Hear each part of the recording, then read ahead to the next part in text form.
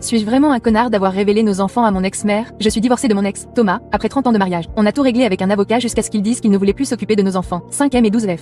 Je n'ai pas discuté, car je sais ce que c'est que d'avoir un parent qui ne veut pas de moi. Je lui ai demandé ce qu'il voulait que je dise aux enfants, et il m'a simplement répondu: ce que tu penses être le mieux, je m'en fiche. Je ne veux plus être parent. Tout était d'accord et signé sans problème. Quelques semaines plus tard, j'ai reçu un appel de mon ex-belle-mère, me demandant si on pouvait se revoir. Quand je suis arrivée, elle a fondu en larmes et m'a supplié de laisser mon ex revoir ses enfants. Je ne comprenais pas ce qu'elle voulait dire, car il ne m'a pas contacté une seule fois après avoir rencontré l'avocat. Elle n'arrêtait pas de répéter que mon ex disait qu'il lui manquait beaucoup et que j'étais juste une petite garce d'avoir obtenu la garde exclusive. Il a pleuré pendant des jours à cause de ça. Je lui ai raconté ma version des faits et elle a dit que c'était n'importe quoi, disant que son fils ne mentirait pas comme ça, surtout pas à propos de ses enfants. Puis j'ai décidé de l'appeler devant elle. Il ne savait pas qu'on se voyait ce jour-là. Je lui ai dit: tiens, 5e a un match de foot dans quelques jours. Ce qu'il a fait, et je me demandais s'il voulait y aller. Je sais qu'il adorerait ça et qu'il serait heureux de te voir. Il a immédiatement répondu: non, j'ai déjà dit que je ne ferais plus ça. J'ai haussé un peu le ton en disant: et les vacances et les anniversaires, on n'en a jamais parlé et ta famille voudrait peut-être les voir. Il a juste dit: ma famille pense déjà que les enfants ne sont pas les miens, alors ça n'a pas d'importance. J'ai demandé: eh bien, comment penses-tu que cela va affecter Denise, sa mère?